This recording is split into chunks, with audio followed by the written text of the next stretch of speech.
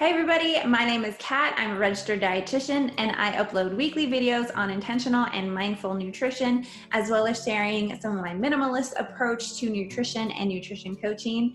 And today we are talking all about how it's really easy for a lot of people to fall off the wagon on the weekends. So it's not uncommon that people will come to me, even if they're not one of my nutrition coaching students or clients, and they'll just mention how they do so well throughout the week.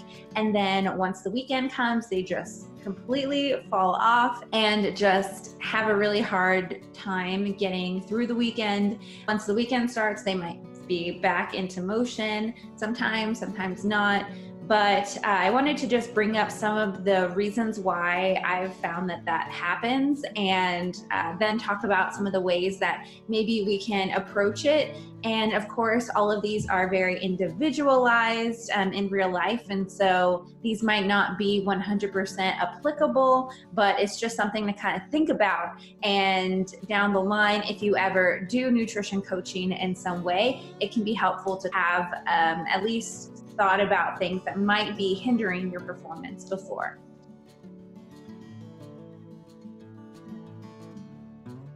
So one of the reasons why you might fall off on the weekend is because of eating not enough calories throughout the week, eating too little amount of calories or energy. So throughout the week, you have a lot of stuff going on. You're going to work, maybe doing stuff with your kids, running errands.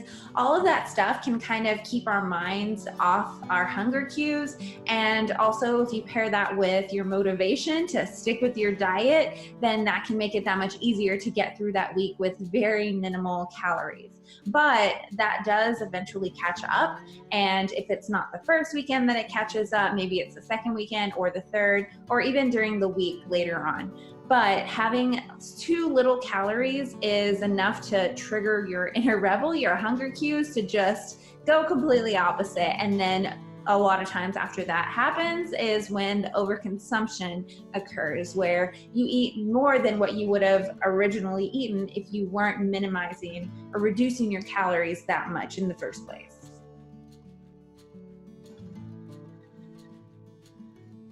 The second reason might be because of your resources being low. So if you think about throughout the week, we're doing different activities. And so whether they're physical or mental, at the end of the week, you probably have less of your physical resources, your mental resources, and even your emotional resources that are filled. They're going to be emptier as the week goes on.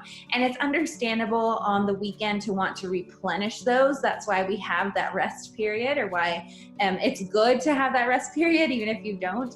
And so whenever you go into the weekend with very low resources, it's hard to use those resources to continue what you were doing through the week as far as nutrition goes, especially if you couple that with that low, very much reduced amount of calories that you're intaking.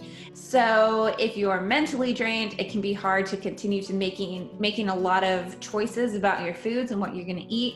If you're physically drained, it might be a little bit of a challenge to go get groceries, and much less to actually cook the meals and do the meal prepping. And if you're emotionally drained, if you haven't worked with how to cope in healthy ways with your emotion, that might turn into overconsumption of food. So all of those reasons can be a big factor in why you can't stick to your diet on the weekends. But go ahead and get to the next one.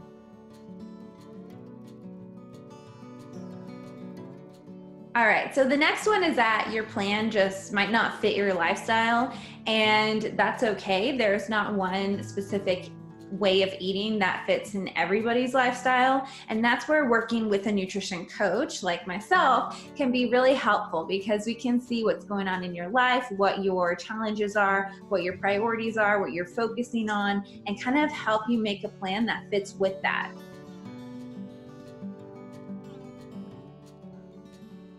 The next reason is because your plan might be too restrictive. And what I mean by that is not necessarily in the calories, and we talked about that already, which it could still be very restrictive in calories, but it could also be really restrictive or too restrictive in the types of foods that you're eating, in the variety that you're eating.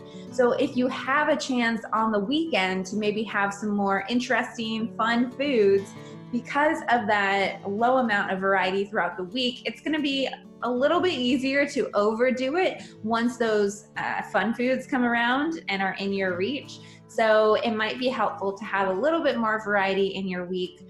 Often what I have, or myself, what I do is I try to get 2 major kind of proteins throughout the week, a couple of different kind of major carbohydrate sources throughout the week, and also fats. And then I just mix and match throughout the week so that I still have some variety, but also reduce the amount of decisions that I have to make.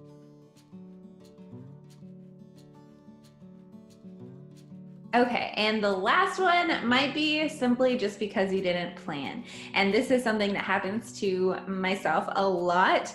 I will get groceries for Monday through Friday and not really think about the weekend. And then once the weekend comes, there's not much prepared and I don't really feel like cooking or meal prepping or anything like that. So a lot of people struggle with this, and it might just be as simple as getting a few simple, convenient meal ingredients or meals while you are grocery shopping at the beginning of the week, and just to think consciously, mindfully, intentionally about the weekend so that you are able to fuel your body well.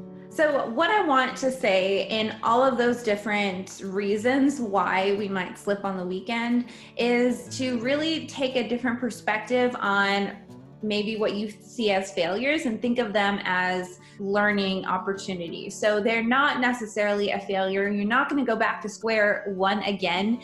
It's just an opportunity to look back, kind of see what the challenge was and why you weren't able to maintain whatever your plans were, and then come up with a plan, a game plan essentially, to tackle that next time. Because it's likely that if it's happened before, especially multiple times, it's probably going to happen again. And so it's a good time to just kind of sit down and reflect on what happened. And this is really helpful if you have a coach, again, like myself, to help you work through that and make a game plan so that next time, even if you do have another slip up, it won't be as severe or it won't keep you off focus for as long. And it can also be helpful to just kind of think on all of those different reasons and see if one of them resonates more with you than the others. And if you do have another reason why you might have slipped up, go ahead, let me know. I might have seen it before, but maybe it's just not as common,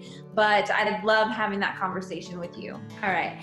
And lastly, I did record a podcast with my co-owner, co-host, Christina Spencer, over at my sports nutrition business called Iron Movement, which I will link the podcast below.